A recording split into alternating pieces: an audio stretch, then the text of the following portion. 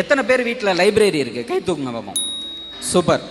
லைப்ரரினா ஏதோ ஒரு ரூம் ஃபுல்லாக புக்ஸ் இருந்து ஷெல்ஃபில் அடுக்கி வச்சாதான் அது நூலகம் அப்படின்றது கிடையாது. எல்லார் வீட்லேயும் ஒரு நூலகம் இருக்குது.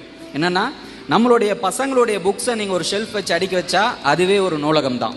இன்னும் உங்கள் பெற்றோர்களுக்கு படிக்கக்கூடிய வாசிக்கக்கூடிய பழக்கம் இருக்குது அப்படின்னா நீங்கள் அடுக்கி வச்சா அது நூலகமாக மாறிடும். நூலகம் அப்படின்றது ஒரு ஷெல்ஃப் இருந்தால் கூட போதும், அந்த இன்ட்யூஷன் உங்கள் குழந்தைகளை படிக்க வச்சிடும். நீங்கள் ஒரு 20 புக்கு அடிக்க வைங்க, உங்கள் பையன் எல்கேஜி படிக்கிறப்ப என்னடா அடிக்க வச்சுருக்காங்கன்னு போய் பார்த்துட்டு வருவான். யூகேஜி படிக்கிறப்ப சும்மா திறந்து பார்த்து பொம்மைகள்லாம் பார்க்க ஆரம்பிப்பான். ஃபஸ்ட் ஸ்டாண்டர்ட் படிக்கிறப்ப அது புக்கு என்ன தலைப்பில் இருக்குது அப்படின்றத எடுத்து படிப்பான். செகண்ட் ஸ்டாண்டர்ட் போனது பிறகு அவனுக்கு படிக்கக்கூடிய அல்லது அந்த வாசிக்கக்கூடிய தெளிவு வந்த பிறகு நூல்களை எடுத்து படிக்க ஆரம்பிச்சிடுவான். நம்ம செய்ய வேண்டியது ஒரே ஒரு விஷயம்தான், நம்ம வீட்டில் புக்ஸ் இருக்கணும்.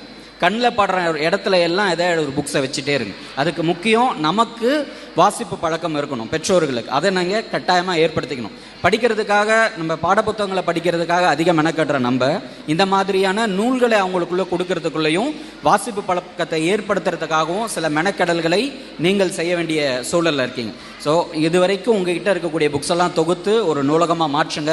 நிறைய சிறுவர்கள் நூல்கள் இப்போ கிடைக்குது, ஆன்லைனில் கிடைக்குது, புக் ஸ்டோர்ஸில் கிடைக்குது. அதெல்லாம் உங்கள் குழந்தைகளுக்கு வாங்கி கற்றுக் கொடுங்கள்.